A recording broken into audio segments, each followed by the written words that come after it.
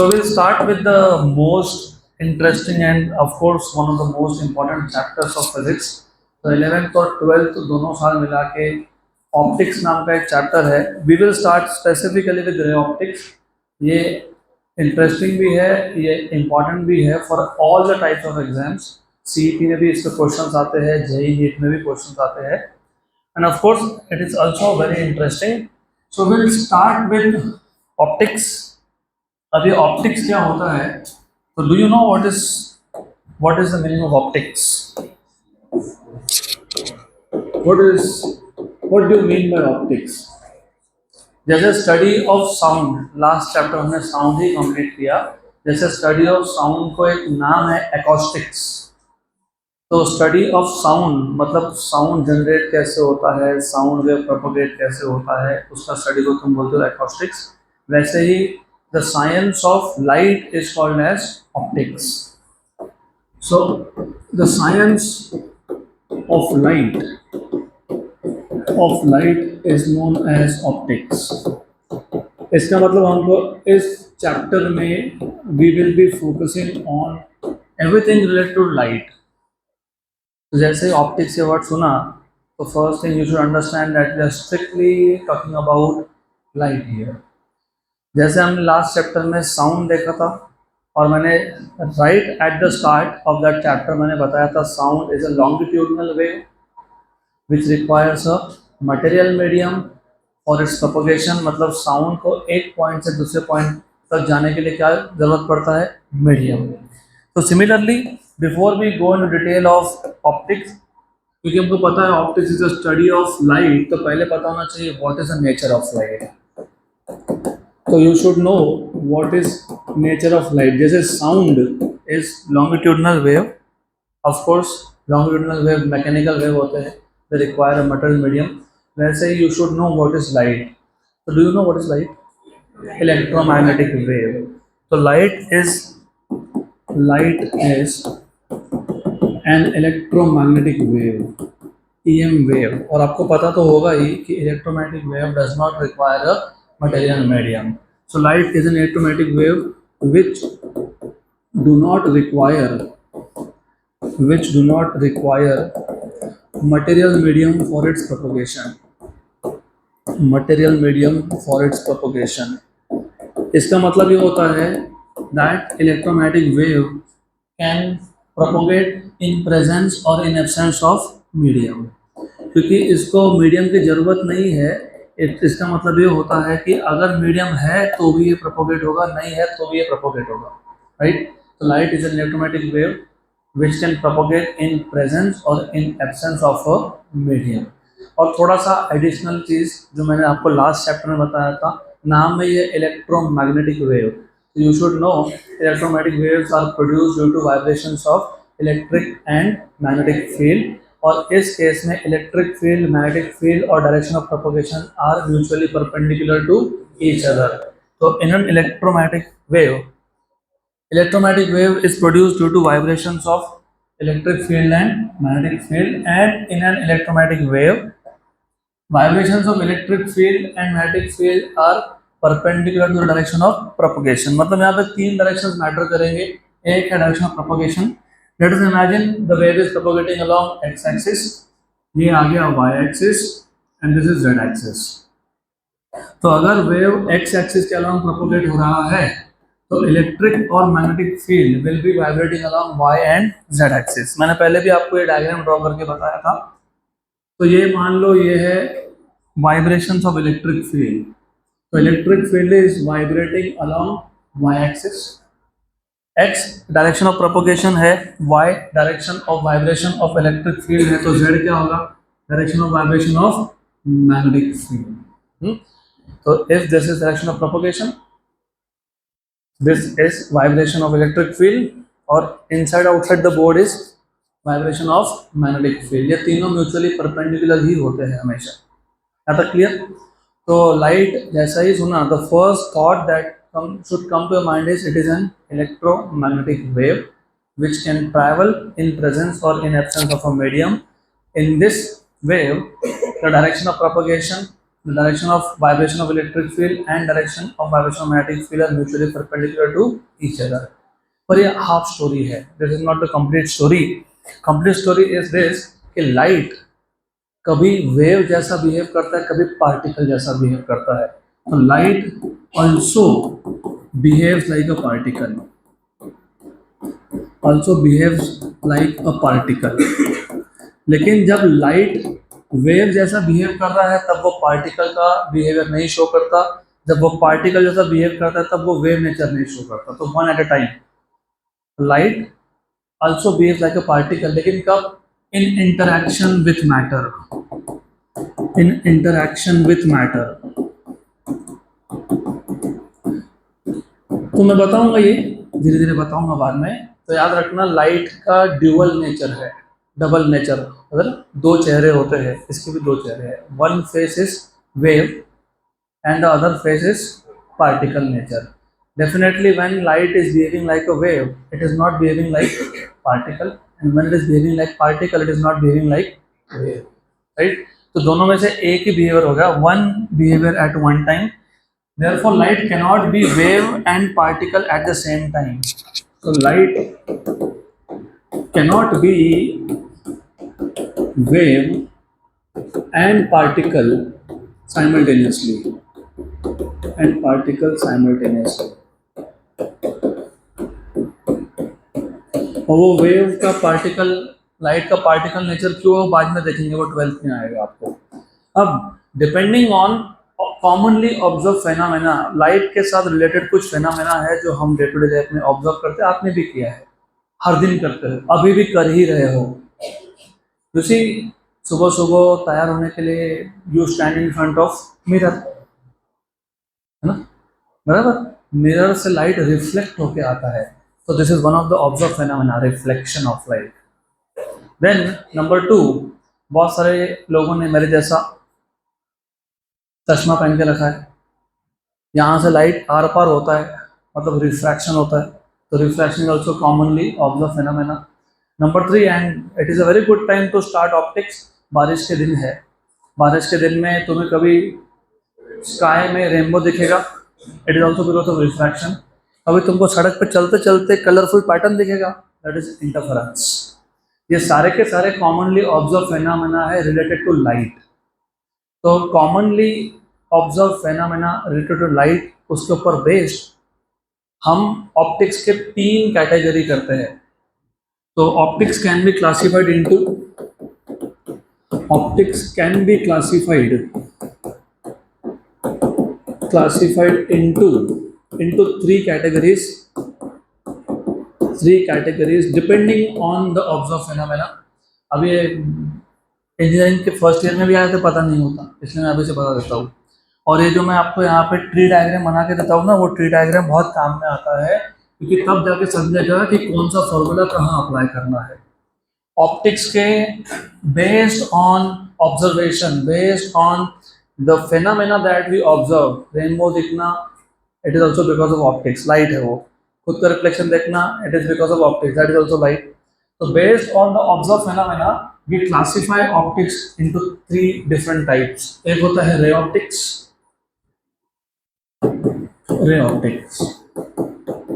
एक होता है wave optics,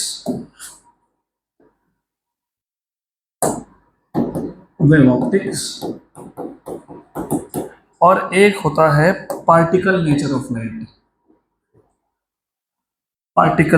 light. अब इन तीनों पार्ट में से as far as your state board syllabus is concern, wave optics और पार्टिकल नेचर ये आपको 12th में है और ये हमको 11th में. मतलब अभी ये चैप्टर हमने स्टार्ट किया, it will be completely focused on रे ऑप्टिक्स. तो नाम ऑप्टिक्स है, लेकिन you will be studying only ray optics. Ray optics का और एक नाम है, इसको बोलते हो तुम ज्योमेट्रिकल ऑप्टिक्स. क्या बोलते हैं इसको? ज्योमेट्रिकल. अभी क्यों बोलते हैं बताता हूँ मैं. और वेव ऑप्टिक्स को बोलते हैं फिजिकल ऑप्टिक्स. क्या बोलते हैं इसको? Physical optics. गुड. तो remember, optics can be classified into 3 categories based on the observed phenomena. One is ray optics, which is called as geometrical optics. Second is wave optics, which is called as physical optics, और तीसरा है particle nature of light. अब ये ray optics और geometrical optics, we will be focusing only on this. हमारा 11 में पूरा focus है रे ऑप्टिक्स या फिर ज्योमेट्रिकल ऑप्टिक्स पे। अब इसको ज्योमेट्रिकल ऑप्टिक्स क्यों बोलते हैं मैं थोड़ी देर में बताता हूँ आपको, पर इसको रे ऑप्टिक्स क्यों बोलते हैं पहले वो समझ लें। ओके, तो why it is called as ray optics. तो रे ऑप्टिक्स क्यों बोलते हैं, तो पहले उसके लिए पता होना चाहिए what do you mean by ray, what is the meaning of रे।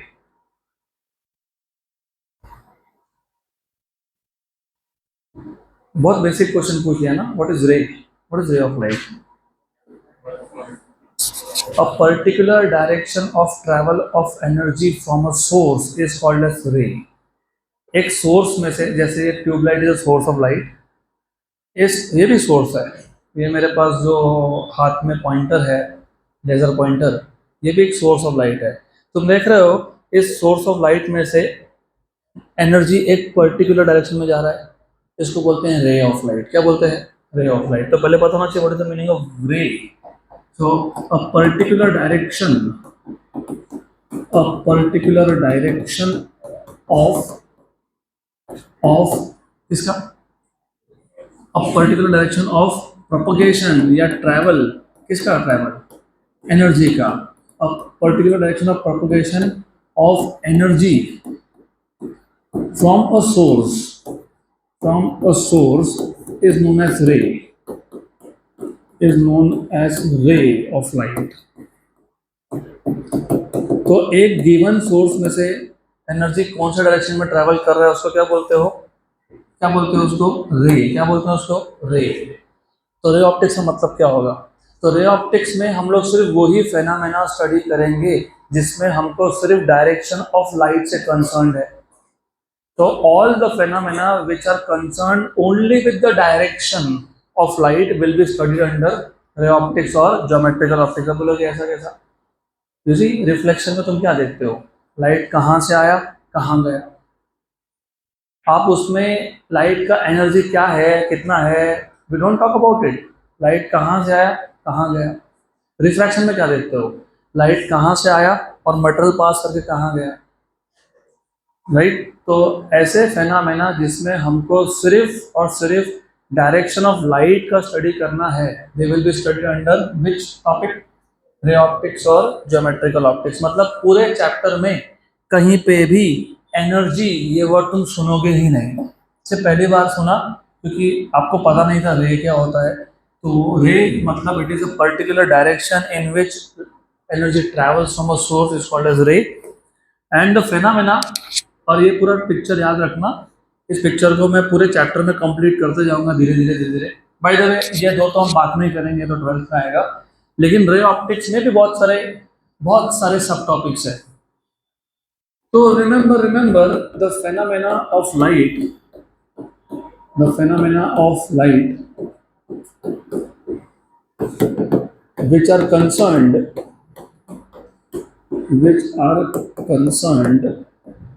only with direction, only with direction of light, are studied under ray optics or geometrical optics।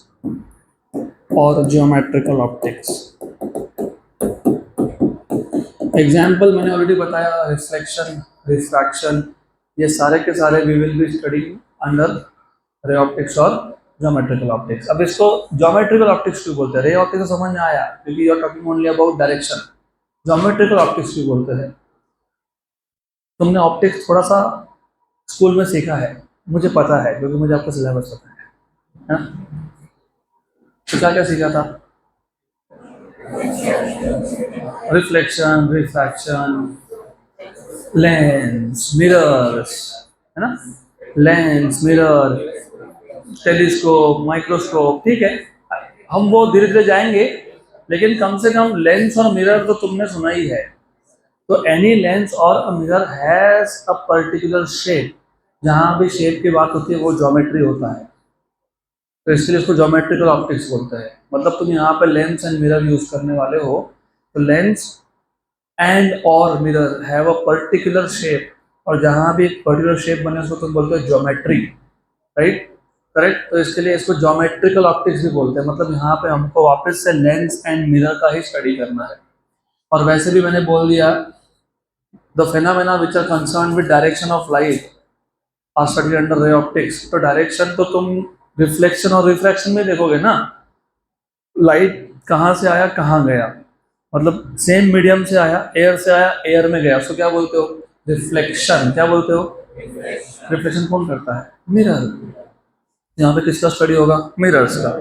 और लाइट आर पार जाना, रिफ्रैक्ट होना, वो कौन करता है, लेंस, राइट। तो यहाँ पे लेंस का भी स्टडी होगा। गुड। तो धीरे धीरे ये तुमको ध्यान में आएगा कि why this picture is very important. तो ये याद रखना, अब मैं धीरे धीरे ये हर जगह पे बढ़ते जाऊंगा। तो अब हमारा फोकस होगा रे ऑप्टिक्स पे, और रे ऑप्टिक्स में फिर further you will B studying various topics. उसमें सबसे पहला टॉपिक हम देखने वाले हैं रिफ्लेक्शन ऑफ लाइट, आऊंगा उस पर भी मैं।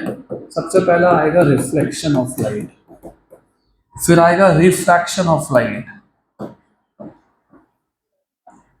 फिर आएगा प्रिज्म थ्योरी, और फिर आएगा ऑप्टिकल इंस्ट्रूमेंट्स। तो you will be studying reflection, refraction, prism theory and optical instruments. I will come to that again. अभी सिर्फ इंट्रोड्यूस कर दूंगा, बाद में हम डिटेल में देखने वाले हैं। अभी तक मैं सिर्फ ऑप्टिक्स के पहले पार्ट को इंट्रोड्यूस कर रहा हूँ, और नॉर्मली पहले लेक्चर में ये सब करना जरूरी होता है, बिकॉज अदरवाइज लिंक नहीं लगेगी। करना क्या है पूरे चैप्टर में, ऑप्टिक्स जैसे ही सुना, it is a study of light, सही है। अब पहले तो पता होना चाहिए नेचर ऑफ लाइट। लाइट है क्या, लाइट क्या है, इलेक्ट्रोमैग्नेटिक वेव है, करेक्ट। लेकिन light is also particle, but when light is behaving like a wave, it does not behave like a particle. When it is behaving like a particle, it does not behave like a wave. So based on the common observation, day to day life में हम जो common observation देखते हैं, तुम reflection देखते हो, refraction देखते हो, right? So based on day to day observations, we can categorize optics into three parts: ray optics, wave optics, and particle nature. Wave optics और पार्टिकल नेचर ये आपके स्टेट बोर्ड के सिलेबस के हिसाब से दैट 12th में आएगा। CBSE वालों को पूरा ही 12th में है। तो it is actually good that you study half part now, क्योंकि एक साथ बहुत ज़्यादा हैवी हो जाता है फिर। This is good that you are doing ray optics right in 11th standard. अब रे ऑप्टिक्स के फर्दर ब्रांचेस है, reflection, refraction, prism and optical instrument. Prism मतलब prism theory basically. Prism theory this itself is based on refraction. वो refraction के concept पे ही based है, सिर्फ मैंने उसको अलग कर दिया यहाँ पे। देन जब तुम रिफ्लेक्शन की बात करते हो, अब रिफ्लेक्शन अलग अलग टाइप के सरफेसेस से हो सकता है। एग्जाम्पल, जब तुम सुबह सुबह उठ के खुद को तैयार करते हो, तो तुम एक मिरर के सामने खड़े रहते हो, वो भी एक रिफ्लेक्टिंग सरफेस है, क्योंकि लाइट तुम्हारे बॉडी से वहाँ गया, रिफ्लेक्ट होकर तुम खुद का इमेज देख रहे हो। लेकिन वो एक प्लेन रिफ्लेक्टिंग सरफेस है, उसको बोलते हो प्लेन मिरर। क्या बोलते हैं उसको, प्लेन मिरर। तो प्लेन मिरर, तो पहले तुम स्टडी करोगे रिफ्लेक्शन फ्रॉम प्लेन मिरर, मतलब प्लेन रिफ्लेक्टिंग सरफेस। देन आपको पता है गाड़ी में जो मिरर लगा होता है, नॉर्मली होता है पीछे देखने के लिए। नॉर्मली बहुत लोग अपना ही चेहरा देखते हैं उसमें, खुद के चेहरे से नजर नहीं हटती, तो पीछे वाले गाड़ी को क्या देखेंगे। तो एनीवेज वो प्लेन मिरर नहीं होता है। Even if it looks to you कि वो प्लेन मिरर है, वो प्लेन मिरर नहीं होता है, वो होता है स्पेरिकल मिरर। कौन सा, स्पेरिकल। नाम में ही है कि स्पेरिकल, मतलब इसका जो शेप है वो कर्व्ड होगा। स्पेरिकल मतलब स्पीयर नहीं होता, स्पीयर का पार्ट होता है वो। तो आप एक स्पीयर में से छोटा सा पार्ट कट कर लेते हो, उसको बोलते हो स्पेरिकल मिरर। अभी जो स्पेरिकल मिरर है ये होते हैं दो टाइप के। एक होता है कॉनकेव, एक होता है कॉन्वेक्स।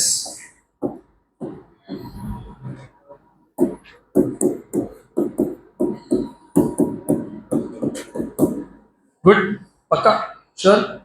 तो this is the overall picture of reflection. मतलब हमको इस चैप्टर में भी ऐसे ही सीक्वेंस से जाना है। पहले मैं ये पूरा इंट्रोड्यूस करूंगा, ये सिर्फ इंट्रोड्यूस होगा। जैसे इसका इंट्रोडक्शन खत्म हो गया, we will start with reflection. और रिफ्लेक्शन में सबसे पहले तुम देखोगे reflection from a plane surface, फिर आएगा रिफ्लेक्शन फ्रॉम स्फेरिकल सरफेस, मतलब स्फेरिकल मिरर्स, उसमें दो टाइप के mirror, concave and convex. And then जैसे यहाँ पे you are studying reflection from plane surface and spherical surface, वैसे ही तुम सीखोगे refraction, refraction from plane surface. जैसे हमारे पास एक ग्लास स्लैब है, ग्लास में से लाइट पास हो रहा है, रिफ्लेक्शन में लाइट जिस मीडियम से आया उसी मीडियम में जाता है, रिफ्रैक्शन में मीडियम चेंज होता है। और रिफ्रैक्शन में फॉर एग्जांपल अगर मेरे पास एक प्लेन ग्लास का प्लेट है तो वो प्लेन है, तो रिफ्रैक्शन फ्रॉम प्लेन सरफेस भी हमको स्टडी करना है, तो we will study reflection from plane surface. Then फिर आएगा क्या, रिफ्रैक्शन फ्रॉम फ्रॉम स्फेरिकल, मतलब कर्व सरफेस, है ना, करेक्ट, पक्का। लेकिन जब तुम रिफ्रैक्शन की बात करते हो तो ऐसा हो सकता है, कैसा हो सकता है कि एक ही सरफेस कर्व्ड है, सिंगल सरफेस, तो refraction from single curve surface. और हो सकता है कि दोनों सरफेस कर्व है, जब दोनों सरफेस कर्व है तो वो बन जाता है लेंस। क्या बन जाता है, लेंस। तो हम लोग स्टडी करेंगे इसमें refraction from plane surface, refraction from single curved surface. दोनों में से एक ही सरफेस कर्व्ड है, दूसरा प्लेन है। और हम फिर स्टडी करेंगे लेंस का, लेंसेस। अब लेंसेस में भी दो टाइप आएंगे, फिर कौन से दो type, concave and convex, concave and convex.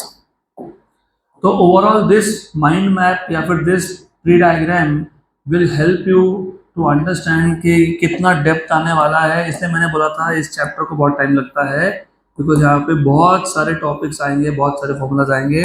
तो again you will have concave and convex. How many of you are suffering from myopia? पता ही नहीं व्हाट इज मायोपिया। दूर का नहीं दिखता, पास का क्लियरली दिखता है, दैट इज मायोपिया। तो आप सबका चश्मा नेगेटिव नंबर का होगा, माइनस, मतलब all of you are using concave lens. And how many of you are suffering from hypermetropia? पास का नहीं दिखता है, दूर का क्लियर दिखता है।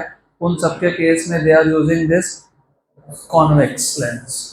कॉन्वेक्स लेंस वो चश्मा देख के समझ में आ जाता है, जिनका थिक ग्लास हो they are using convex, right. तो जिनका पॉजिटिव नंबर का चश्मा है, पॉजिटिव पावर बोलते हैं उसको, they have this problem of they have short sightedness, है ना, लॉन्ग साइटेडनेस। दूर का क्लियरली दिखता है, पास का नहीं दिखता। और ऑल अदर्स जिनका नेगेटिव पावर का चश्मा है, दे हैव शॉर्ट साइटेडनेस, पास का क्लियरली दिखता है, दूर का क्लियर नहीं दिखता है। अब ये सब क्यों होता है वो भी देखेंगे हम लोग। तो little bit of biology, little bit, not much. सिर्फ प्रिज्म थ्योरी में फिलहाल डिस्कस नहीं करूंगा। सिर्फ प्रिज्म थ्योरी में हमको क्या क्या देखना है, just a rough idea. You must have heard of course, dispersion of light. What is dispersion of light? White light goes in and seven color comes out. Dispersion, है ना? The process of splitting of white light into seven colors is called as dispersion of light. So we will see dispersion of light and related formula of prism in prism theory. और फिर आएगा optical instruments.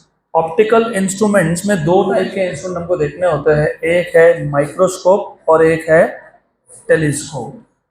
तो we will study microscope and telescope in detail. Of course you know that microscopes are instruments, microscopes are instruments which you use to see very small objects which are very near to you.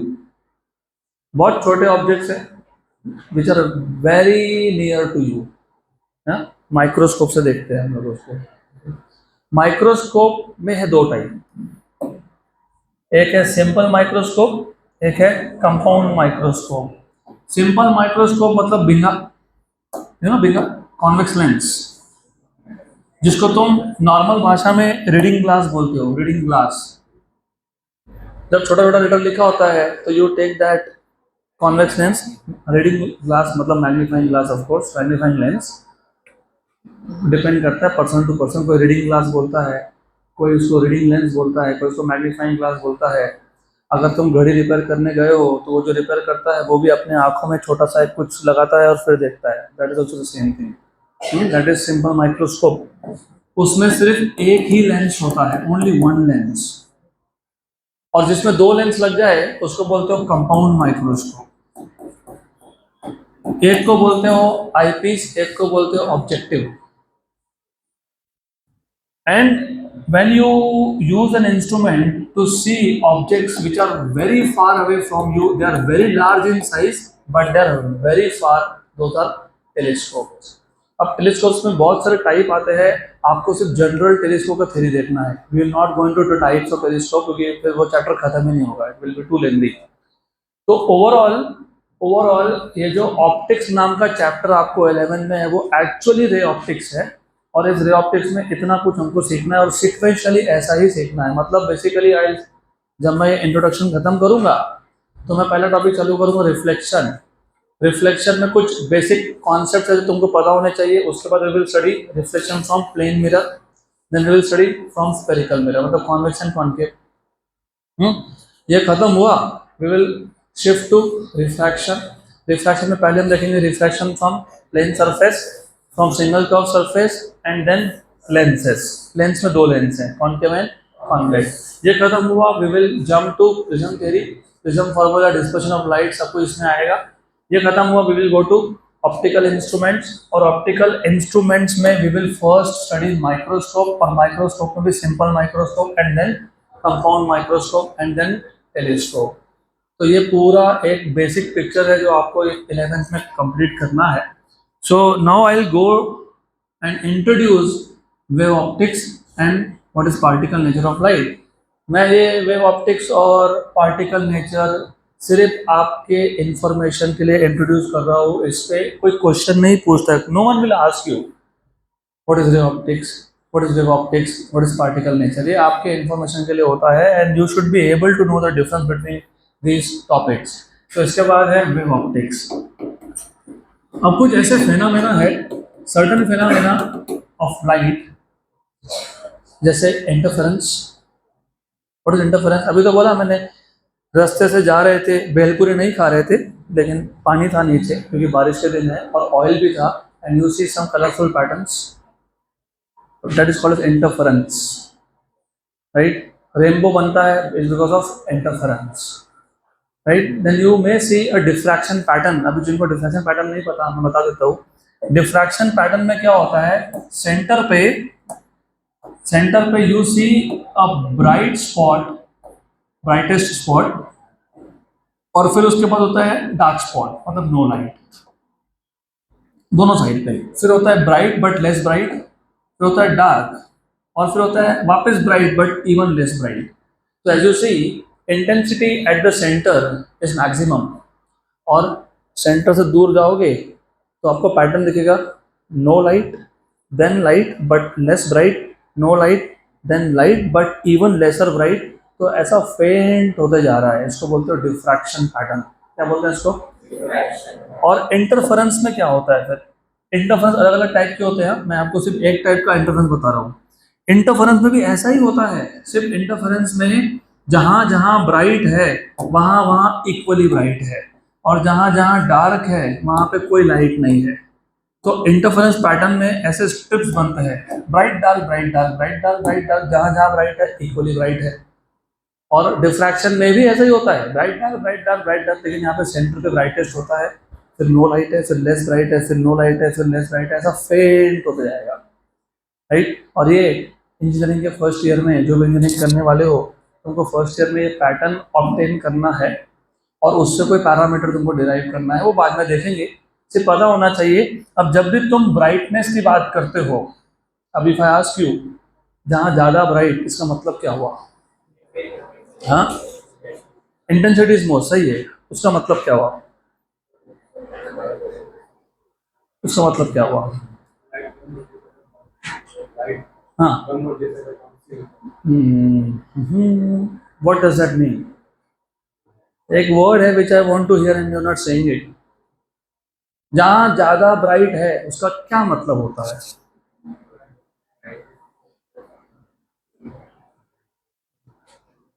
जहां ज्यादा bright है, intensity ज्यादा है, उसका मतलब क्या होता है?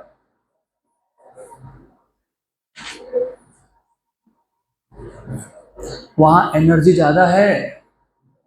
जहां पे डार्क है वहां पे एनर्जी नहीं है, जहां पे लेस ब्राइट है वहां पे एनर्जी कम है। राइट? तो लुक, मैंने बोला था आपको कि रे ऑप्टिक्स जब तुम पढ़ोगे तब तुम सिर्फ डायरेक्शन की बात करोगे, तब तुम एनर्जी की बात ही नहीं करते हो।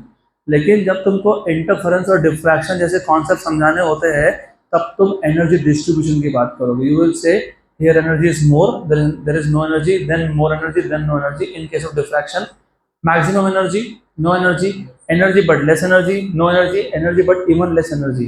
तो जहां पे हमको ऑब्जर्व फेनोमेना को एक्सप्लेन करने के लिए एनर्जी डिस्ट्रीब्यूशन की बात करनी पड़ जाए, that comes under the heading of wave optics. So certain phenomena of light, like what? Like what? Light, like interference,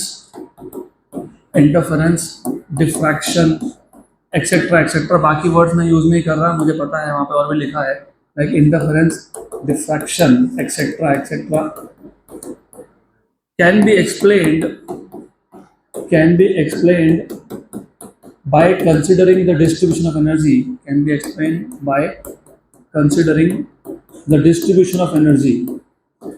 distribution या रीडिस्ट्रीब्यूशन ऑफ एनर्जी एक ही बात है वो। by distribution of energy, all such phenomena will be studied under which topic? Wave optics या फिर physical optics।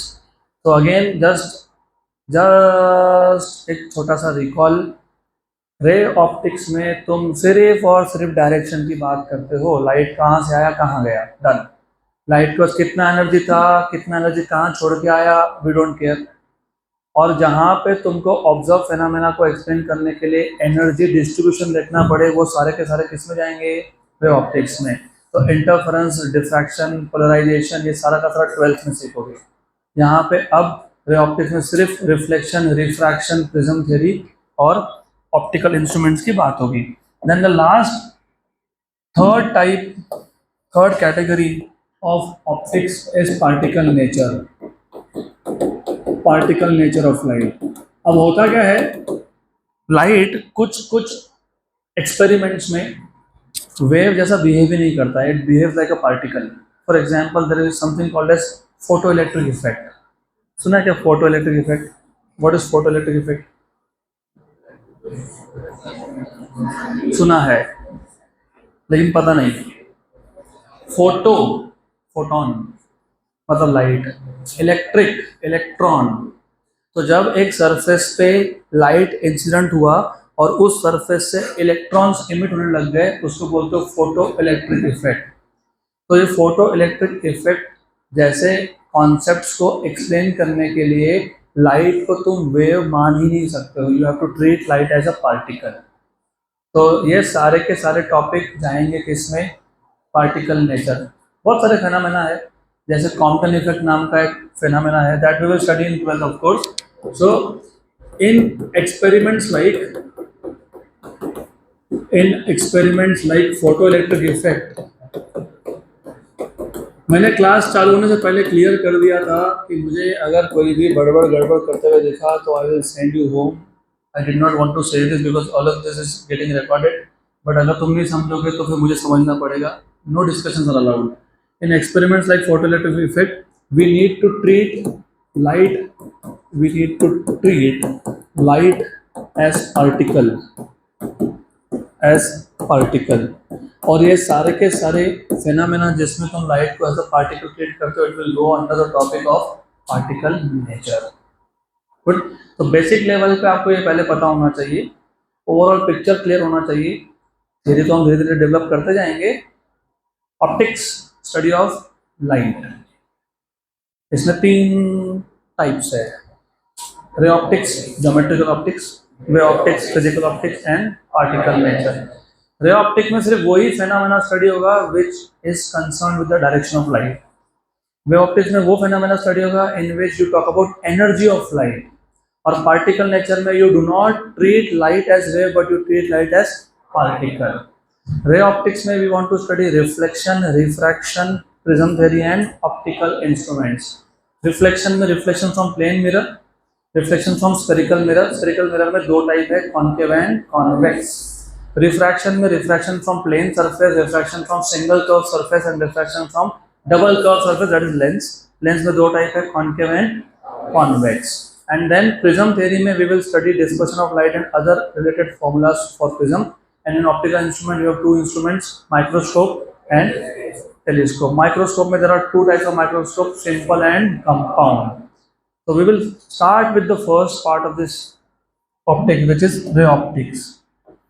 तो हम आज start करेंगे ray optics. तो we will now begin with ray optics. अब रे ऑप्टिक्स स्टार्ट करने से पहले there are 4 fundamental laws of ray optics. तो 4 लॉ है, मतलब तुम reflection, refraction, prism, microscope, telescope किसकी भी बात कर रहे हो तो ये 4 लॉ हमेशा एप्लीकेबल रहने ही वाले हैं। तो स्टार्ट ही वहां से करेंगे। इस पूरे चैप्टर में ये 4 fundamental laws will be applicable. So ray optics is basically based on 4 fundamental laws, 4 fundamental laws of ray optics,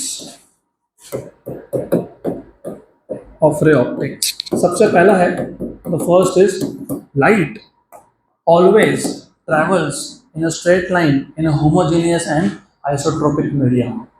Light always travels in a straight line or travels along the straight line in a homogeneous and isotropic medium। So light always travels along a straight line, along a straight line in a homogeneous and isotropic medium, homogeneous and isotropic medium। अब ये homogeneous and isotropic तुमने chemistry में for sure सुना होगा, कितना समझा है, कितना याद है, that I don't know, that is I tell you what is the meaning of homogeneous. Homogeneous medium ऐसा मीडियम होता है जिसमें मीडियम के प्रॉपर्टीज हर जगह पे सेम होते हैं। और homogeneous medium is a medium in which properties of the medium are same everywhere. For example, if I take a slab of glass, मेरे पास एक ग्लास का स्लैब है, गुड। अगर मैं उस ग्लास स्लैब में देखूँ तो डेंसिटी हर जगह पे सेम है, it is same everywhere, right, correct. Temperature is also same everywhere, late us से। तो ऐसा मीडियम क्या है? Homogeneous. A homogeneous medium is a medium in which properties of the medium are same everywhere. An isotropic medium is a medium in which the properties of the medium are same in all directions. तुम कहीं भी देख रहे हो तो तुमको same properties मिल रहे हैं, इसको बोलते हो isotropic, correct. It is just like तुम इंडियन ओशन में जाके खड़े रह गए, यहाँ देखो तो भी पानी, वहाँ देखो तो भी पानी। तो आइसोट्रोपिक तब बोलते हो जब मीडियम के प्रॉपर्टीज डायरेक्शन इंडिपेंडेंट हो, जिस डायरेक्शन में देख रहे हो प्रॉपर्टीज सेम ही है।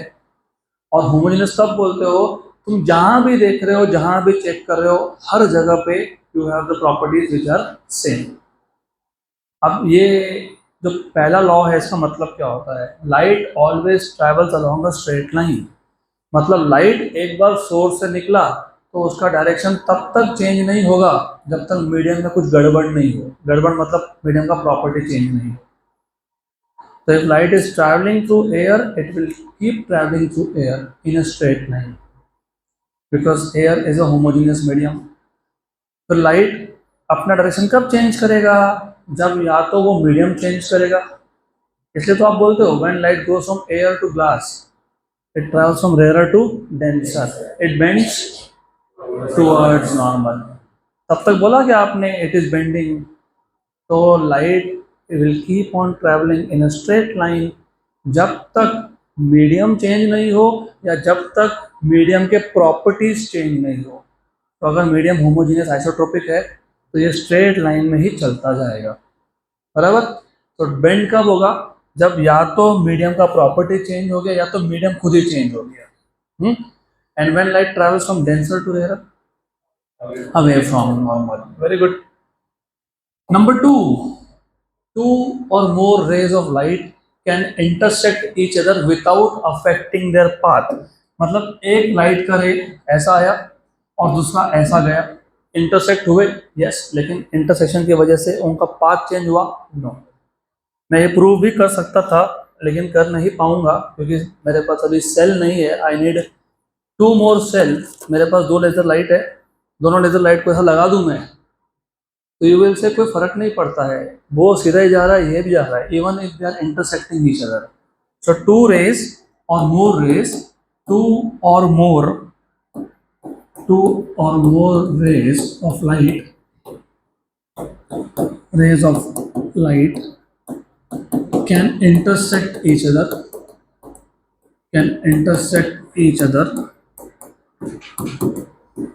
without affecting their paths,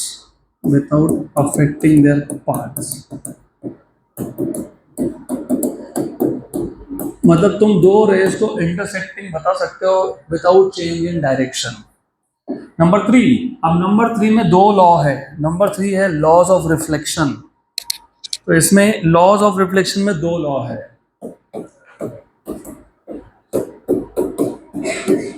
laws of reflection, अब लॉज ऑफ रिफ्लेक्शन में दो लॉ कौन से है वो समझ लेते हैं। सबसे पहले इट इज अज्यूम कि तुमको रिफ्लेक्शन का मतलब पता है, होपफुली। रिफ्लेक्शन मतलब light is coming from one medium going into the same medium, right. तो ये आया इंसिडेंट रे, इसको बोलेंगे हम लोग इंसिडेंट रे। ये है रिफ्लेक्टेड रे, तो this is incident ray, this is reflected ray. और जिस पॉइंट पे रिफ्लेक्शन हुआ वहां पे हम लोग एक नॉर्मल ड्रॉ करते हैं। नॉर्मल मतलब परपेंडिकुलर टू द सरफेस। इसके आगे से जहां पे भी मैं नॉर्मल ये वर्ड यूज करूँ तो उसका मतलब होता है perpendicular drawn at the surface. और यहाँ पे तुम सरफेस पे परपेंडिकुलर ड्रॉ कर रहे हो कहाँ पे, eight the point of incidence. जहाँ पे लाइट इंसिडेंट हुआ वहां पे तुमने नॉर्मल ड्रॉ किया। तुमने नॉर्मल ना यहाँ पे ड्रॉ किया ना यहाँ पे ड्रॉ किया, कहाँ ड्रॉ किया, जहाँ पे लाइट इंसिडेंट हुआ। और ये सिर्फ एक नॉर्मल मतलब एक इमेजिनरी लाइन होता है, ये रे नहीं है तो इसके ऊपर ऐसा एरो मत दिखा देना, मतलब तुम बता रहे हो कि ये भी लाइट है। फिर तो ये क्यों ड्रॉ करते हैं, to measure angles. All the angles are measured with respect to normal. The angle made by the incident light with respect to normal is angle of incidence, and the angle made by the reflected ray with respect to normal is angle of reflection. ये law नहीं है, law कुछ हो रहा है। Law tells you that the incident ray, the reflected ray and the normal at the point of incidence lie in the same plane। इसका मतलब ये इमेजिनेशन तो बढ़ाना पड़ेगा। यहाँ पे मान लो ये जो बोर्ड है ना, बोर्ड ये एक्स वाई प्लेन है और जेड एक्सिस बाहर की तरफ आ रहा है तुम्हारी तरफ। तो अगर मेरे पास incident ray X Y plane में है तो रिफ्लेक्टेड रे भी किस में होगा, एक्स वाई प्लेन में। और नॉर्मल भी तुमने कौन ड्रॉ किया, एक्स वाई प्लेन में। ऐसा नहीं हो सकता कि नॉर्मल एक्स वाई प्लेन में है, incident light X Y plane में है और रिफ्लेक्टेड बाहर आ गया। तो you need to remember incident ray, reflected ray and the normal drawn at the point of incidence lie in the same plane. तो इसमें पहला the reflected ray, the incident ray से स्टार्ट करते हैं। The incident ray, the reflected ray and the normal is an imaginary line and the normal drawn कहाँ draw किया, drawn at the point of incidence, at the point of incidence lie in the same plane,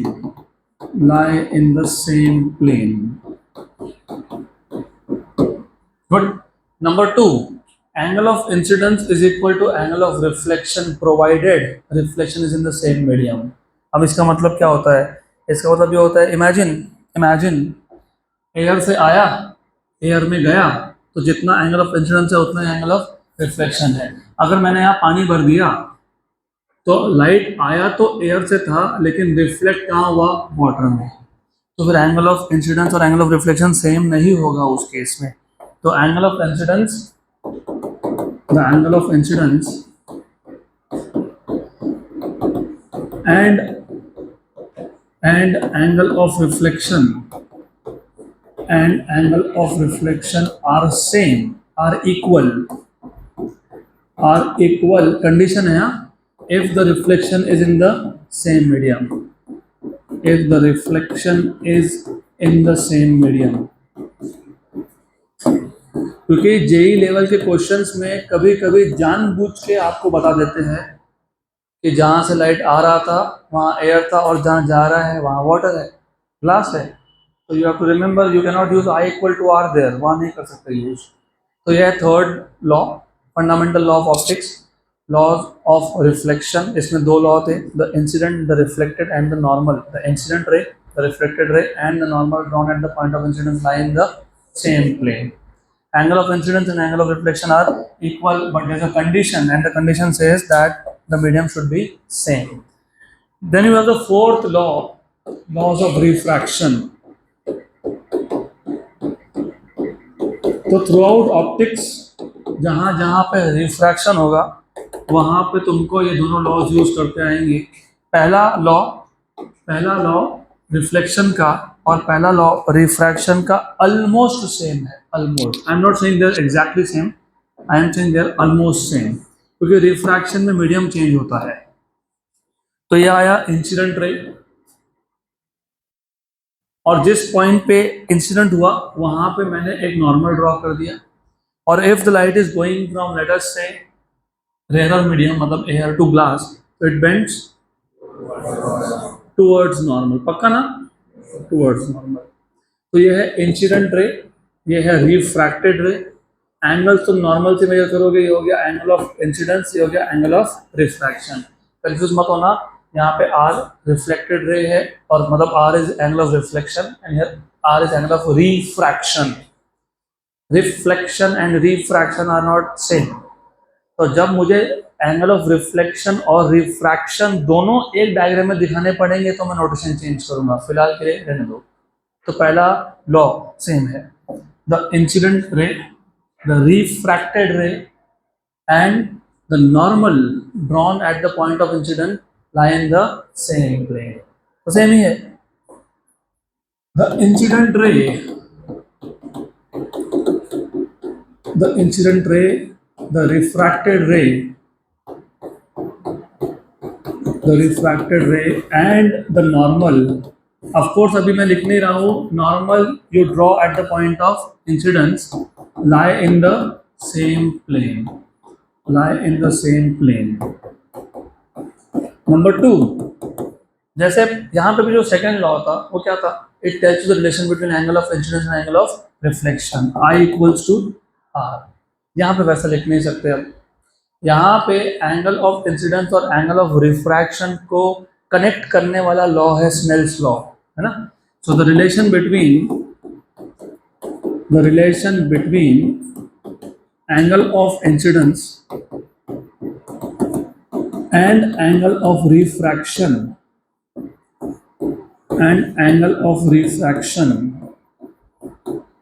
is given by Snell's law,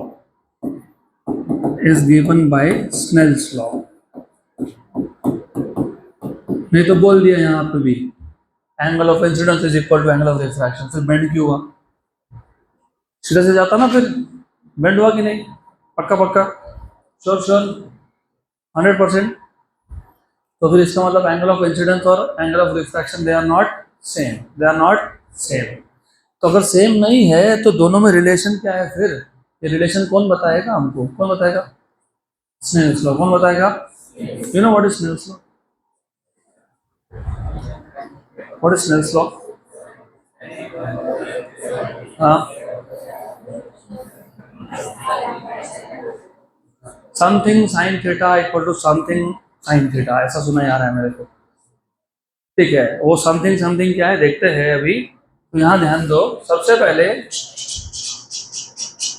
गड़बड़ नहीं, इसके आगे through out optics, ray optics, मैं personally कुछ notation use करता हूँ और तुमको भी वही नोटेशन यूज करने हैं, नहीं तो इतनी इतनी कंफ्यूजन होगी कि करेक्ट आंसर तक कभी पहुंचोगे ही नहीं।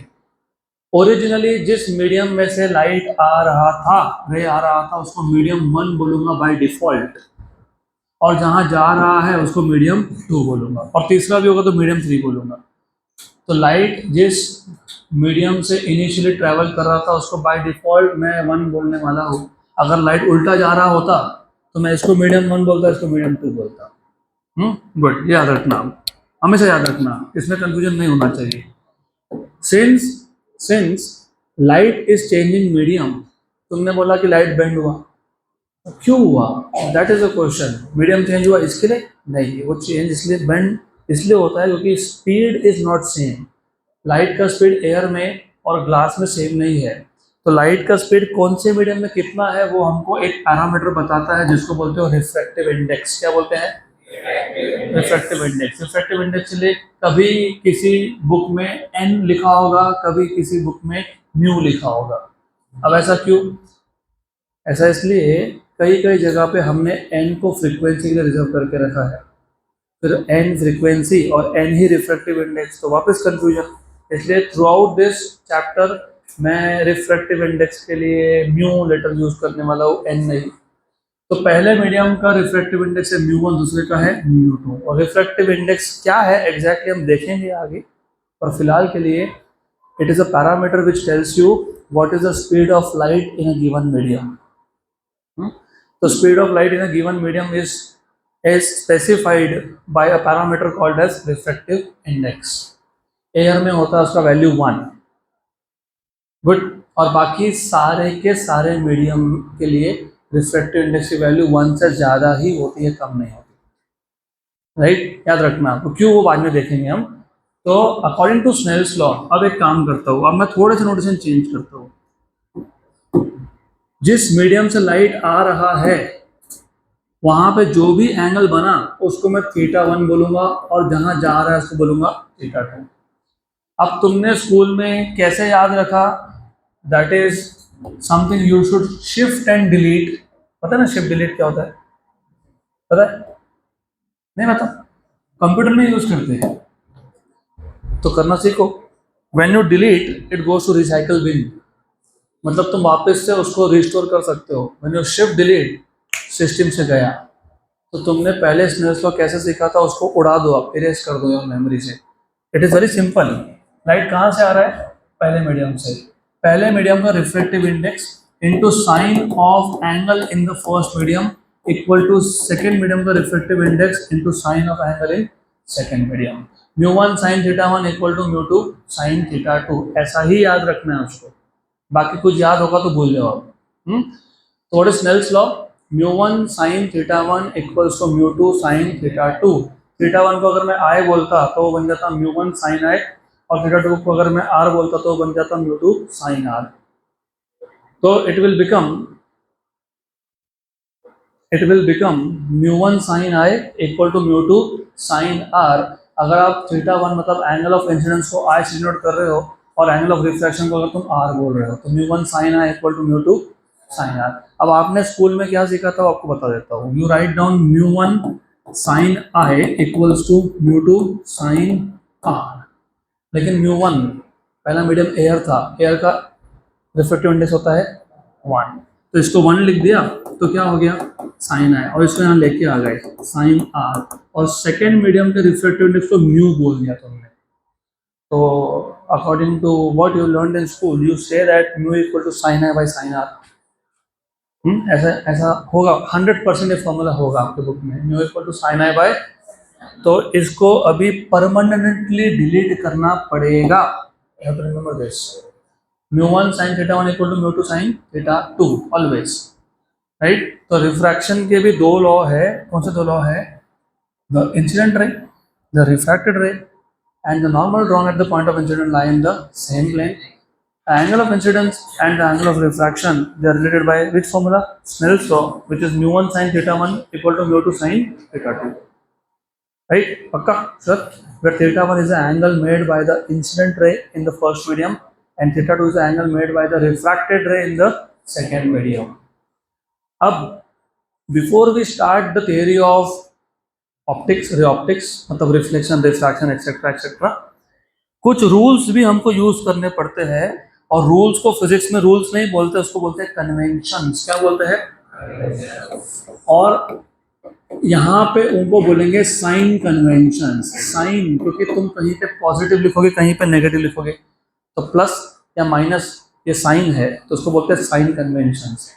तो you have to remember, optics के, रे ऑप्टिक्स के कोई भी क्वेश्चन को सॉल्व करना है तो तुमको पहले ये 4 रूल्स, 4 कन्वेंशन पता होने ही चाहिए। अगेन, नहीं पता या गलत तरीके से इम्प्लीमेंट किया तो क्वेश्चन सॉल्व नहीं होगा। और जानबूझ के ऐसे क्वेश्चन डाले जाते हैं जहाँ पे तुम कंफ्यूज हो जाओ, so that your time is wasted. Competitive exams का सबसे इम्पॉर्टेंट पैरामीटर है टाइम मैनेजमेंट। तुमको जानबूझ के से क्वेश्चन देंगे फिर तो फंस जाओ तुम। छोटी गलती कर दी ना, एक प्लस के पे माइनस लगा दिया, आंसर मैच ही नहीं हो रहा, फॉर्मूला तो सब सही लगाए, फिर ढूंढोगे कहाँ गलती है। इसके लिए साइन कन्वेंशन तुमको पता होना चाहिए। तो 4 कन्वेंशन है, बहुत ईजी है, बहुत ईजी है। अब वो क्या है बता देता हूँ। तो टू एक्सप्लेन साइन कन्वेंशन, मैं फिलहाल temporarily I will use a concave mirror. Concave mirror, तुम कॉन्वेक्स मिरर के लिए, लेंस के लिए सब जगह पे सेम कन्वेंशन यूज करोगे। लेकिन अभी क्या है, मैं कोई भी एक डायग्राम ड्रॉ करूंगा, नहीं तो फिर कॉन्केव भी ड्रॉ करो, कॉन्वेक्स भी ड्रॉ करो, मिरर भी ड्रॉ करो, लेंस भी ड्रॉ करो, तो वैसा नहीं करेंगे हम। फिलहाल temporarily I just draw a concave mirror. You know concave and convex surface पता है ये कौन सा सरफेस है? पक्का? यहां से देखा तो कॉन्केव, यहां से देखा तो डिपेंड करता है तुम्हारा पॉइंट ऑफ रेफरेंस कहाँ पे है। If it is bulging inside, concave, it is bulging outside, तो ये कॉन्केव मैं इसलिए बोल रहा हूँ क्योंकि मैं देख उसको लेफ्ट से रहा हूँ, तो ये कॉन्केव मिरर है। By the way you should no, mirror में एक सरफेस हमेशा रफ किया होता है, पॉलिश किया होता है, so that the light should not exit. क्योंकि लाइट मीडियम चेंज करेगा तो वो रिफ्रैक्शन बन जाएगा, तुम रिफ्लेक्शन की बात कर रहे हो, तो एक साइड को तुम पॉलिश कर देते हो, राइट, नहीं तो it will be like a glass. खुद को सजाने संवारने के लिए मिरर के सामने खड़े रहते हो ना, कि ग्लास के सामने खड़े रहते हो?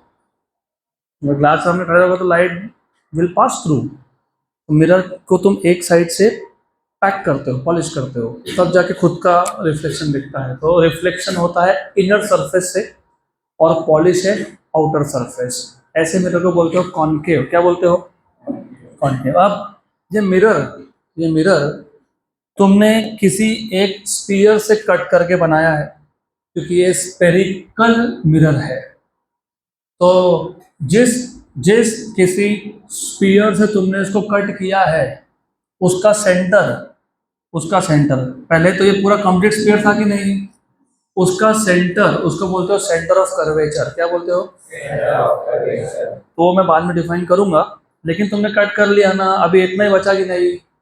तो जो भी ज्योमेट्रिकल शेप बचा है उसका जो मिड पॉइंट है उसको बोलते हैं पोल ऑफ मिरर। क्या बोलते हैं? Pole of mirror, right. So pole of mirror is the mid point of the geometrical shape, जो भी बचा है उसका मिड पॉइंट। इसी पोल को लेंस में बोलते हैं ऑप्टिक सेंटर। क्या बोलते हैं? सिर्फ नाम का डिफरेंस है, मिरर में पोल और लेंस में ऑप्टिक सेंटर। तो जो रूल्स में बताने वाला वो दोनों के लिए एप्लीकेबल है, for mirror as well as for lens. Remember, once I asked someone of you, तुम्हारा घर कितना दूर है? फिर बोला 10 किलोमीटर। मैंने बोला गलत आंसर है, क्योंकि क्वेश्चन ही गलत है। मैंने कब पूछा कहाँ से कितना दूर है?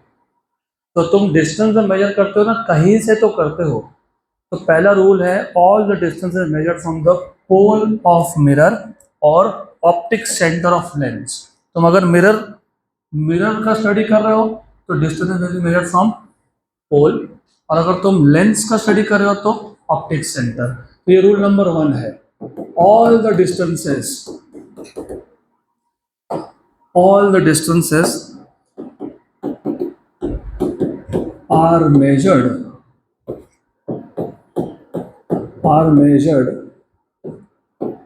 from the pole. Pole in case of mirror और optic centre in case of lens. So all the distances are measured from the pole of mirror, or optic center. तो ये अब इसके बाद के जो 3 रूल्स है ना, उसको रटना नहीं, बिल्कुल रटना नहीं, क्योंकि वो रटना is wrong way of course. तो क्या रटना नहीं तो क्या करना, समझना। देखो रुक, अच्छे से समझ लो। तुम डिस्टेंस कहाँ से मेजर कर रहे हो? पोल से। तो तुम डिस्टेंस जहाँ से मेजर कर रहे हो उसी को ओरिजिन बना लो। तो you set your origin at pole. सही है, हाँ कि ना? यस, नो, यस, पक्का, श्योर, गुड, राइट। अब एक चीज मैंने लिखी नहीं, वो अभी लिखूंगा। पहला रूल ये नहीं है, ये दूसरा रूल है। तो पहला रूल क्या है? पहला रूल अब लिखूंगा मैं। जब तुम मिरर या लेंस का स्टडी करते हो, क्या स्टडी करते हो? Formation of image. तुम मिरर के सामने खड़े हो तब इमेज बनेगा ना, तुम खड़े नहीं तो इमेज बनेगा क्या? Unless you are a ghost, नहीं बनता है ना। तो ऑब्जेक्ट कहीं तो रखोगे। ऑब्जेक्ट कहाँ रखोगे? ऑब्जेक्ट हमेशा, अभी इसके आगे से मैं इसको मिरर लेंस नहीं बोल रहा हूँ, मैं इसको बोल रहा हूँ सिस्टम। क्या बोल रहा हूँ? क्यों सिस्टम? क्योंकि रिफ्लेक्शन करता है मिरर, रिफ्रैक्शन करता है लेंस। रिफ्लेक्शन करता है और रिफ्रैक्शन करता है लेंस। तो दोनों में से कोई भी हो सकता है, तो इसको सिस्टम नाम दे दिया। याद रखो, ऑब्जेक्ट जिसका इमेज बनने वाला है वो हमेशा लेफ्ट में रखा है। कहाँ रखा है? कहाँ रखा है? अगर ऑब्जेक्ट लेफ्ट में है तो ऑब्जेक्ट से जो रेस निकल रहे हैं वो कहाँ से कहाँ जा रहे हैं? Left to right. अब पहला rule, all the ray diagrams are drawn from with rays travelling from left to right. इसका मतलब क्या? ऑब्जेक्ट कहाँ पे है? ऑब्जेक्ट कहाँ पे है? लेफ्ट में है। ऑब्जेक्ट कहाँ पे है? लेफ्ट में है। गुड। तो ये जो है all the distances are measured. अभी इसको पहले क्यों बताया? इसलिए बताया कि भाई तुम्हारा ऑब्जेक्ट पोल के लेफ्ट में होगा, तब जाके rays will travel from left to right. Good. तो पहले ये पता होना चाहिए, फिर नंबर 1 पता होना चाहिए। नंबर 1 क्या है? Number 1, all the ray diagrams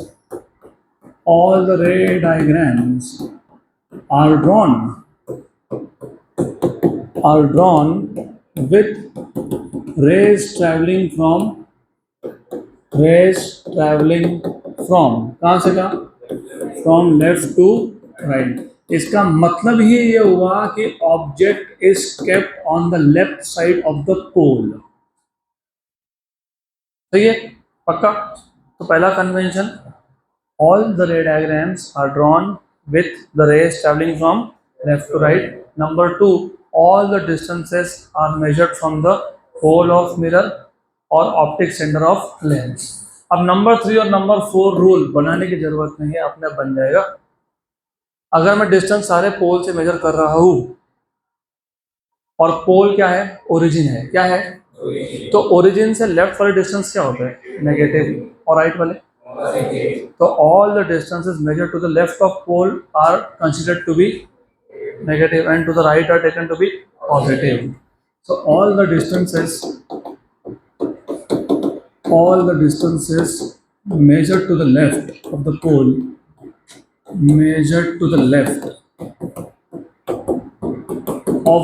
मतलब ऑप्टिक सेंटर फॉर लेंस। अभी मैं बार बार लिखूंगा नहीं। So all the distances measured to the left of pole or optic center are taken to be negative, and to the right are taken to be तो मैं shortcut में लिखता हूँ otherwise positive. Otherwise positive क्यों? क्योंकि तुम distance या तो लेफ्ट में मेजर करोगे या तो राइट में करोगे। लेफ्ट में मेजर करोगे तो नेगेटिव लिया है, अगर लेफ्ट में नहीं मेजर करोगे तो कहाँ करोगे? राइट में। तो अदरवाइज वो क्या है? पॉजिटिव है। So all the distances measure to the left are taken to be by rule taken to be negative, otherwise positive, मतलब to the right are positive. सही है, गुड। अब रिमेंबर, ओरिजिन के ऊपर मतलब वाई डायरेक्शन में distance क्या होता है और नीचे क्या होता है? तो नया रूल बन गया। All the distances. हाँ, अब प्रॉब्लम ये है, अबोव पोल और बिलो पोल नहीं बोलते। ये जो लाइन है ना, इसको बोलते हैं प्रिंसिपल एक्सिस। क्या बोलते हैं? वो हम डिफाइन करेंगे। लेकिन फिलहाल के लिए all the distances measured above principal axis are taken to be positive and below principal axis are taken to be negative. ये principal axis है, ये हम लोग कल के लेक्चर में देखेंगे what is principal axis. So number 4,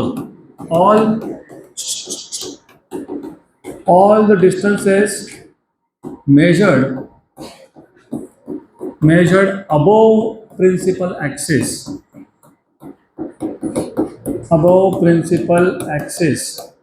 are taken to be positive की negative? पॉजिटिव। अदरवाइज नेगेटिव मतलब अगर प्रिंसिपल एक्सिस के नीचे हुआ तो क्या होगा? वो नेगेटिव होगा। यहाँ तक क्लियर? पक्का? गुड। तो this are the 4 rules that you will have to use. 4 sign convention. All the ray diagrams are drawn with rays traveling from left to right. Right? Pakka? Sure. All the distances are measured from pole or optic center. The distances to the left are taken to be negative, to the right are taken to be. All the distances above the principal axis positive and below negative. और मैंने तुमको बोला कि when you say that all the ray diagrams are drawn with rays traveling from left to right, मतलब तुम्हारा object कहाँ रखा है? लेफ्ट साइड में। मतलब ऑब्जेक्ट डिस्टेंस हमारे लिए हर केस में नेगेटिव होगा। तो मैं थोड़ा सा इसको पिक्चर को कंप्लीट करता हूँ। अब ये पिक्चर क्या है पहले समझ लो। Suppose I have an object, some object A B, इसको मैंने कर दिया यहाँ पे, याद रखना ये बहुत इंपॉर्टेंट चीज़ है। This is some object A B, it is kept to the left, और ये पी था पोल। तो सबसे पहले ऑब्जेक्ट डिस्टेंस तुम मेजर कहाँ से करने वाले हो? पोल से। तो पोल से लेके ऑब्जेक्ट तक का distance, object distance that is P B, इसको डिनोट करेंगे यू से। Object distances will always be denoted by U, और हमारे लिए ये यू आएगा नेगेटिव। क्या आएगा? क्योंकि it is to the left. सही है? पक्का? इसका इमेज जहां भी बनेगा, अब फिलहाल तो मैं सिर्फ एक डायग्राम कंप्लीट कर रहा हूँ। इमेज कहाँ बनने वाला है, कैसे बनने वाला है, वो डिपेंड करता है ऑब्जेक्ट कहाँ पे है। Temporarily just to complete this diagram I will say here is the image form. तो यहाँ पे बन गया इमेज, इसको बोलता हूँ मैं ए डैश बी डैश। तो A dash B dash is image, और ये जो इमेज का डिस्टेंस है वो भी कहाँ से मेजर होगा? कहाँ से होगा? पोल से। इसको नोट करेंगे किससे? वी से। मतलब इस केस में वी भी क्या आएगा? नेगेटिव। क्या आएगा? तो अगर आपके आंसर में आपको पूछा है फाइंड द इमेज डिस्टेंस, और अगर आपके आंसर में वी नेगेटिव नहीं आ रहा है, मतलब कुछ तो तुमने कैलकुलेशन में गड़बड़ कर दिया। That is why sign convention का बताना बहुत जरूरी है। एंड बाय द वे, ये ऑब्जेक्ट तुमने प्रिंसिपल एक्सिस के ऊपर रखा था, तो ऑब्जेक्ट के साइज को पॉजिटिव लेंगे कि नेगेटिव? पॉजिटिव। और इस पर्टिकुलर केस में इमेज भी प्रिंसिपल एक्सिस के ऊपर बना है, तो वो भी क्या आना चाहिए? अगर उल्टा बनता तो क्या आता? उसको बोलते हैं इन्वर्टेड। क्या बोलते हैं? इन्वर्टेड। तो ये सब याद रहेगा। पक्का? गुड।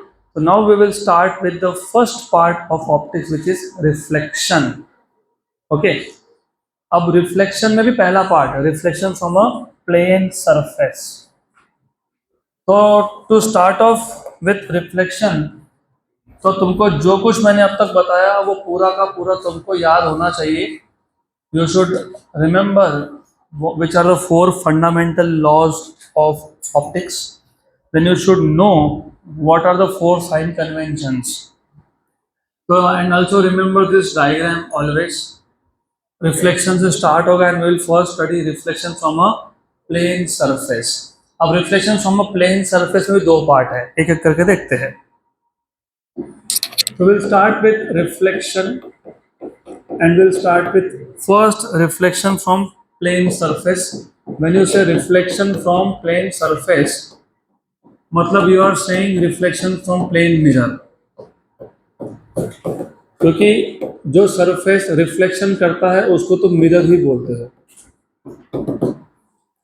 तो सबसे पहले पता होना चाहिए, you should no and you know, but I don't think that तुमने कभी सोचा भी होगा। वैसे तुम आईने के सामने खड़े रह गए, you are looking at your self, अच्छे दिखते बुरे दिखते वो तो तुम जज करोगे, बट तुम्हारा इमेज कैसे बना वो फिजिक्स जज करेगा। First thing, if you are standing in front of mirror, the image so formed in this case will be called as virtual image. क्या बोलोगे इसको? गलत। मुझे पता है तुम बहुत कंफ्यूज होने वाले हो, इसलिए शुरू से मैं कंफ्यूज करके करेक्शन करूंगा। मिरर और लेंस के केस में दो टाइप के इमेज की बात होती है, एक होता है रियल इमेज, एक होता है वर्चुअल इमेज। अब फिलहाल हम लोग रिफ्लेक्शन की बात कर रहे हैं, तो हम लोग मिरर की बात कर रहे हैं। जिस साइड पे ऑब्जेक्ट है, अगर उसी साइड पे इमेज बन जाए, मिरर के केस में बोलते हैं उसको रियल इमेज। क्या बोलते हैं? उसी साइड पे बनने से क्या बोलते हैं? Real image. जिस साइड पे ऑब्जेक्ट है उसके उल्टे साइड पे इमेज बने तो क्या बोलते हैं? Virtual image. तो real image in case of a mirror is an image which is formed on the same side of object. तो ये डायग्राम में ये जो इमेज है ये रियल है कि वर्चुअल है? रियल है, राइट, गुड। अगर इसी इमेज को मैंने उल्टे साइड पे दिखा तो अब मुझे आंसर दो, तुम जब आईने के सामने खड़े हो तो योर इमेज इज, मतलब तुम ऐसा बोल रहे हो तुम जिस साइड पे खड़े हो तुम्हारे ही ऊपर इमेज बन गया, virtual, because it is inside the mirror, right. वो मेरी आदत है, आदत से मजबूर हूँ, बहुत कंफ्यूज करना पड़ता है, तब जाके एग्जाम में नहीं होता है। When you are talking about a mirror, a plain mirror, ये प्लेन नहीं था, ये स्फेरिकल था, कॉन्केव था।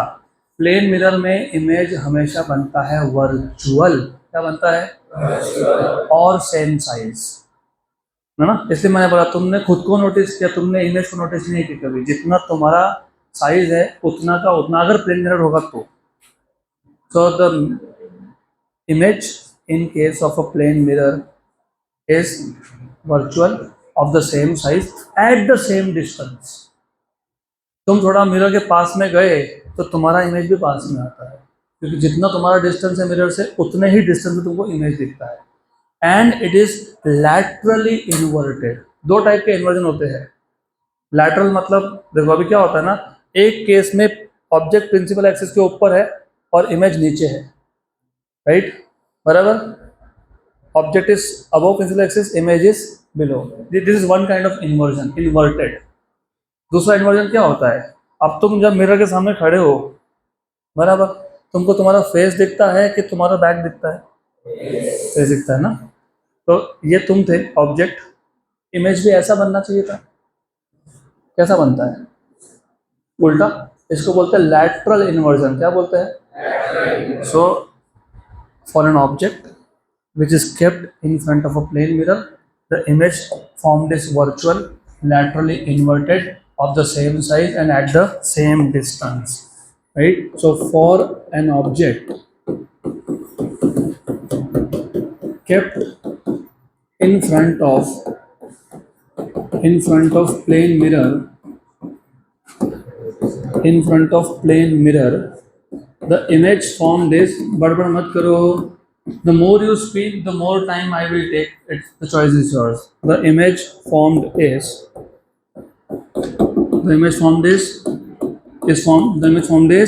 virtual। प्लेन मिरर के लिए इमेज हमेशा क्या बनेगा? Virtual. the image formed is virtual, laterally inverted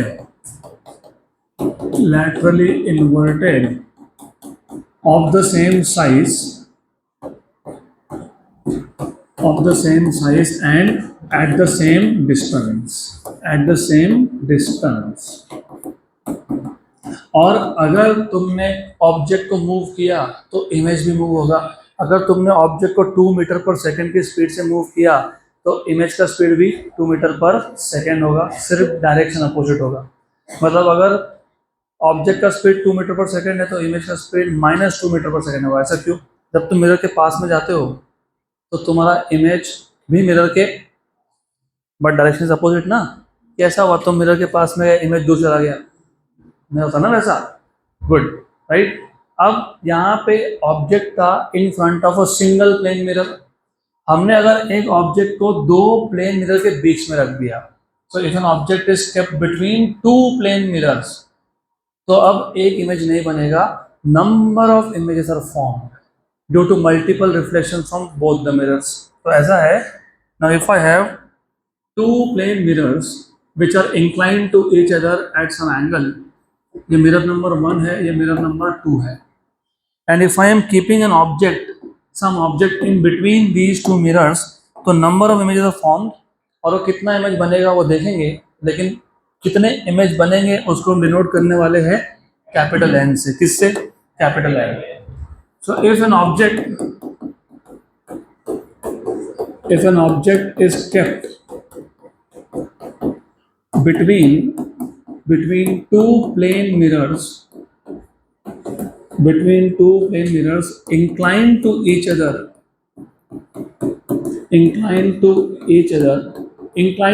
मतलब they are making some angle with each other, let us say angle is theta, then number of images are formed,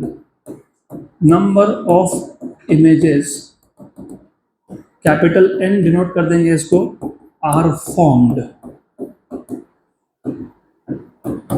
अभी number of images है, they are formed due to multiple reflections from both the mirrors, are formed due to multiple reflections. What is the meaning of multiple reflections here? For example, ये एक object था, इसका mirror number 1 ने image बना दिया, virtual image बनाया, पहले बता दिया हो, और उस इमेज का मिरर 2 ने वापस इमेज बना दिया। तो पहले मिरर ने जो इमेज बनाया उसका मिरर नंबर 2 ने इमेज बनाया, मिरर नंबर 2 ने जो इमेज बनाया उसका 1 ने वापस इमेज बना दिया, ऐसा चलता रहेगा, multiple reflections. So if an object is kept between two plane mirror inclined to each other, then number of images are formed due to multiple reflection. अब ये जो number of images है कितने बने, it depends on two things. Number 1, what is the angle between the two mirrors, theta, and what is the location of the object. अब location मतलब क्या बताता हूँ। So number of images formed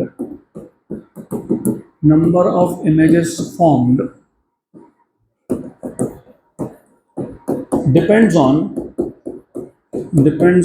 number 1, angle between the two mirrors, and number 2, location of the object. मैं पूरा नहीं लिख रहा, आप तुमको पता होना चाहिए, location of the object and angle between the two mirrors. Okay, अब सबसे पहले, अभी इसके आगे बहुत इंपॉर्टेंट है, अगर समझा तो वेरी गुड। तो एक काम करेंगे, एक फैक्टर डिफाइन कर देंगे स्मॉल एन। ये small N, it is not capital N.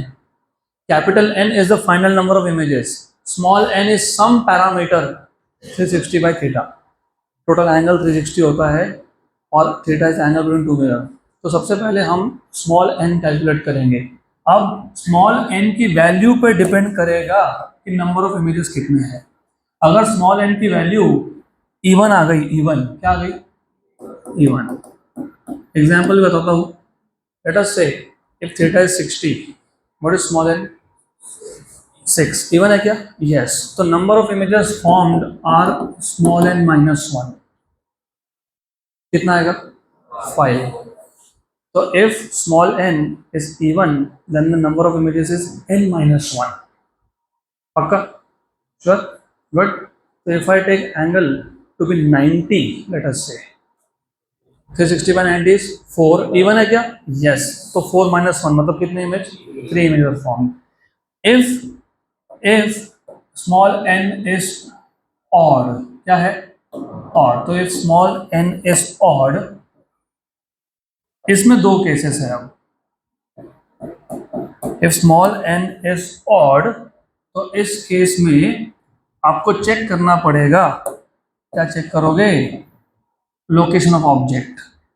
Object symmetrically placed है क्या, सिमेट्रिकली प्लेस्ड मतलब एंगल बाइसेक्टर पे है क्या, what is angle bisector, a line which divides the angle into two equal parts is called as angle bisector.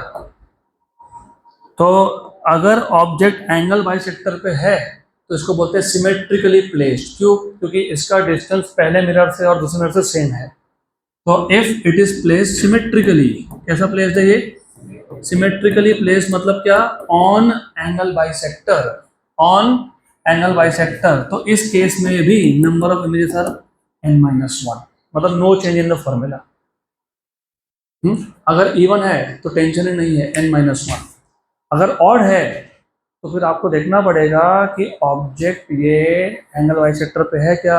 Yes, तो n-1, उसको बोलते हो सिमेट्रिकली प्लेस्ड। नो, अगर ऐसा नहीं है तो फिर number of images formed it is just small n। मतलब अगर ऑब्जेक्ट एंगल बाइसेक्टर पे नहीं है, कहीं और है, कहीं और है, तो number of images capital N is equal to small n। याद रहेगा पक्का? Sure, right. तीसरा केस है ना ऑड है ना इवन है, मतलब इंटीजर ही नहीं है। तो इंटीजर नहीं है तो कौन है? If n is not an integer तो फ्रैक्शनल वैल्यू आएगी। For example 5.2। तो इस केस में ना 5 को अलग करो, 0.2 को अलग करो, 0.2 को भूल जाओ, क्या बचा? 5। तो जो इंटीजर पार्ट है वो लेना पड़ता है। 5.2 के लिए भी 5, 5.5 के लिए भी 5, 5.7 के लिए भी 5, 5.99 के लिए भी 5। इसमें राउंडिंग ऑफ नहीं करना पड़ता। नहीं तो बोलोगे 5.9 को राउंड ऑफ करके 6 बना दिया, या नहीं चलता वो। यहाँ पे राउंडिंग ऑफ नहीं करना पड़ता। Sir if n is not an integer तो number of images equal to m। ये m क्या है फिर? m is integer part of n, integer part of n, right. For example 6.5, what is the integer part? 7.2, 8.9, 8, बराबर, good. तो ये picture याद रहना चाहिए क्योंकि दिस इज रियली इंपॉर्टेंट। तो जब हमारे पास एक ऑब्जेक्ट था, एक प्लेन मिरर था, the image formed is virtual laterally inverted of the same size at the same distance. But when an object is placed between two plane mirrors inclined to each other, then the number of images are formed due to multiple reflection. The total number of images formed, capital N, depends on two things: angle between the two mirror and the location of the object. बराबर। तो हमको number of images find करने के लिए पहले हम लोग find करते हैं small n, which is 360 by theta. If 360 by theta that is small n, अगर वो इवन आ गया तो नंबर ऑफ इमेजेस कितने होंगे? n-1।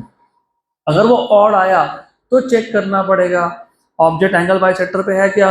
है, यस, तो n-1, नो तो स्मॉल n। और अगर ये n ना इवन है ना ऑड है, मतलब इंटीजर ही नहीं है, तो जो भी नंबर आएगा उसका इंटीजर पार्ट।